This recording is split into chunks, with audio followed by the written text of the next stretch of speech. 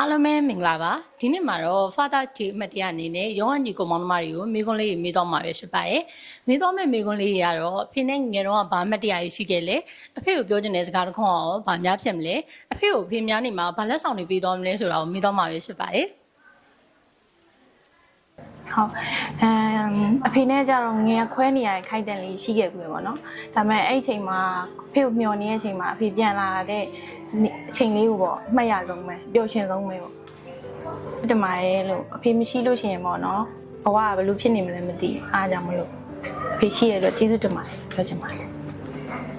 ရှိပါတယ်အမတ်တရအများစွာရှိရတဲ့မှာအဖေနဲ့ဒီပွဲစည်းကိုငယ်တော့အတူတူရှောက်နေခဲ့ရတော့တကယ်ဘွားမှာပြန်မမေးနိုင်တော့တဲ့အမှတ်တရတစ်ခုပါပဲဟုတ်အားကြီးချစ်ပါတယ်နေ့တိုင်းတော့အဖေကိုချစ်တယ်ဆိုတဲ့စကားလုံးတော့နေ့တိုင်းတော့မပြောပြပြပဲရင်ထဲမှာတော့အများကြီးချစ်ပါတယ်ကျမ်းမာစွာလဲခုချိန်ထိခေပေးတဲ့အတွက်ကျေးဇူးတင်ပါတယ်ငယ်တော့အဖေနဲ့တူရှိခဲ့အမှတ်တရတော့ရိုးရီရန်ရွာနေတဲ့အချိန်မှာလူချင်းတဲ့ရုပ်ကိုဝယ်ပေးခဲ့တာငယ်တော့ကနေပြီးခုချိန်ဒီလိုလေးသေးမရှိထားပြီးတော့ကျေးဇူးတင်ပါတယ်ညီမအနေနဲ့အဖေကခုလောလောဆယ်ကတော့ဆုံးသွားပြီဒါပေမဲ့ညီမငငယ်တော့အဖေနဲ့ပတ်သက်ပြီးတော့ရှိရဲအမှတ်တရဆိုလို့ရှိရင်အဖေကိုညီမအလောက်ကပြန်လာတိုင်းနှိပ်ပေးရပေါ့နော်လက်ကိုနှိပ်ပေးရနှိပ်ပေးနေမှာအဖေကတနေ့တာဘာဖြစ်တာရှိလဲအများနဲ့မေးရပေါ့နော်အဲ့လိုမျိုးလေးရောရှိခဲ့ပြီပါတယ်အမှတ်တရတရားစကားအနေနဲ့ဆိုအဖေခုချိန်ရှိလို့ရှိရင်ညီမရဲ့ခုဖြစ်တည်မှုအလုံးပြချင်တယ်အကောင်းဆုံးတွေအဖေအတွက်ဂုဏ်ယူရအောင်လုပ်ပြချင်တယ်ပေါ့နော်အမှတ်တရကတော့အဖေကငငယ်တော့ကနေပေါ့နော်စာရေးလုပ်တယ်လေအဲ့ကြလို့ရှိရင်ညမိုးချုပ်ပြီးအရင်တက်တဲ့ဒီသူကထိုင်ဆောင်ပြီးနေတာဟုတ်စာချက်ပြီးမှသူလည်းအိတ်တာအဲ့ဒါတော့မှတ်တရပါအရေးတကြီးကြီးနဲ့ချစ်ပေးနေတဲ့အတွက်ကျေးဇူးတင်ပါတယ်လို့ဟုတ်ငယ်တော့ကအဖေနဲ့အမှတ်တရလေးဆိုရင်တော့ကျွန်တော်ဒီတပေါင်းလားပွဲစည်းမှာအဖေကြောပေါ်ကိုလိုက်ပို့ပြီးတော့မှကျွန်တော်ဒီစားကျင်တာလေးတွေလိုက်ပြီးတော့မှပူစားခဲ့တဲ့အမှတ်တရလေးတော့အခုချိန်ထိမှတ်မိနေသေးပါခင်ဗျာဟုတ်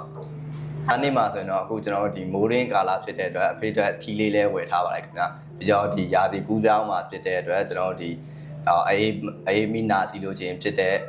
ယောဂတွေတက်တာအောင်ဆေးလေးတွေရယ်ပြီးတော့ဒီအားဆေးလေးတွေရယ်ပေးပြီးတော့မှလက်ဆောင်ပေးဖို့စီစဉ်ထားပါတယ်ခင်ဗျာဟုတ်ဖေတာမတ်တရားစကားလေးတစ်ခုနေနေတော့ကျွန်တော်တို့ကိုအခုချိန်ထိပြုစုပြောင်းပေးခဲ့တဲ့အတွက်ကျေးဇူးများကြီးတင်ပါတယ်နောက်ထပ်နှစ်ပေါင်းများစွာအထိကျွန်တော်တို့နဲ့အတူတူပျော်ပျော်ရွှင်ရွှင်ချမ်းချမ်းမြေ့မြေ့နဲ့ပျော်ရွှင်တဲ့မိသားစုလေးကိုဖြတ်သန်းနိုင်ပါစေလို့ဆုတောင်းပေးပါခင်ဗျာဟုတ်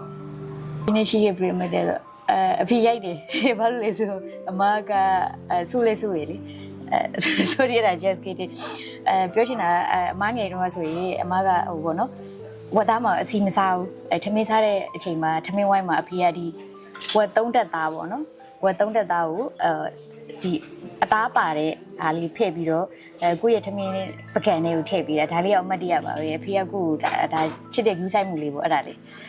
နောက်တခြားကတော့အမှတ်တရတွေအများကြီးရှိတယ်ဟိုပြောပြရမယ်ဆိုတော့အများကြီးပဲပေါ့ကိုအမှတ်ရဆုံးအဲ့ဒါလေးကတော့အမြင်မှတ်ရနေပါတယ်အသက်ရှိကျန်းကျန်းမာမာနဲ့ဟိုရှိနေပေးပါလို့တမီဒီထက်ပြည်စုံတဲ့ကောင်းတဲ့ဘဝကိုပေါ့နော်အဖေတို့ထပ်ထားစေချင်ပါသေးတယ်လို့ကျေးဇူးများကြီးတင်ပါတယ်